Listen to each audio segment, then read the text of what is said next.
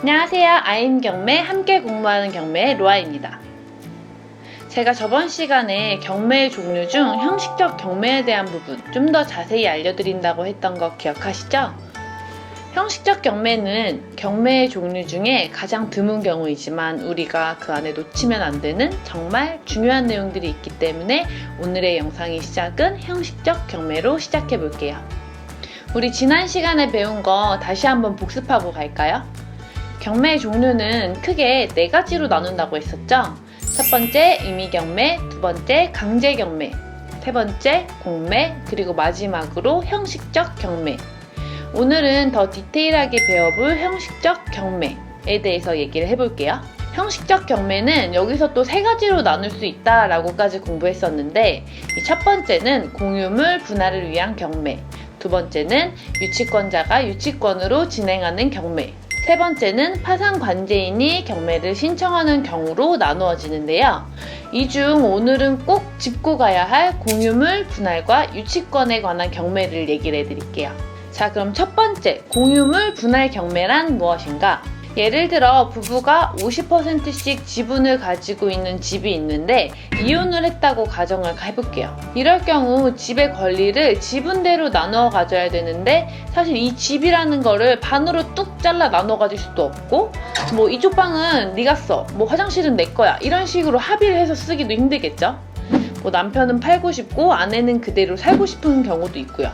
이렇게 서로가 합의가 불가능한 경우가 있는데 이럴 때는 남편과 부인의 지분을 나누기 위해 집 전체를 경매를 신청합니다. 쉽게 말하면 법원에서 너네 자꾸 이렇게 싸우면 끝이 안 나니까 이 집 전체를 팔아서 돈으로 나눠 가져라 이렇게 진행이 되는 거예요. 입찰자 입장에서 본다면 공유물 분할 경매는 물건 전체가 경매가 진행이 되고 낙찰 시 물건 전체를 취득하는 것이에요. 간혹 공유물 분할 경매와 지분 경매를 헷갈려 하시는 분들이 많은데 이 내용 역시 다음 영상에서 쉽게 비교해서 말씀드릴게요. 이제 두 번째는 유치권에 기한 경매인데요. 유치권은 건물에 대한 공사비 채권이라고 모두 알고 계시죠? 이 유치권은 일반 채권이라서 우선 변제권이 없어요. 이 말은 즉 등기상의 근저당권 다음인 제일 마지막에 배당을 받을 수 있다는 얘긴데요. 이유는 유치권이 걸려있는 부동산의 경우 대부분 권리관계가 복잡한데 그로 인해 부동산의 가치보다 빚이 훨씬 많은 경우가 많다라는 거죠. 그럼에도 불구하고 간혹 유치권자가 일부의 공사비라도 배당받기 위해서 경매를 신청하는 경우가 있는데요. 이를 유치권에 기한 경매라고 합니다. 하지만 유치권에 기한 경매는 한번 진행되고 나면 배당을 받던 못 받던 그 이후 유치권은 공식적으로 소멸이 돼요.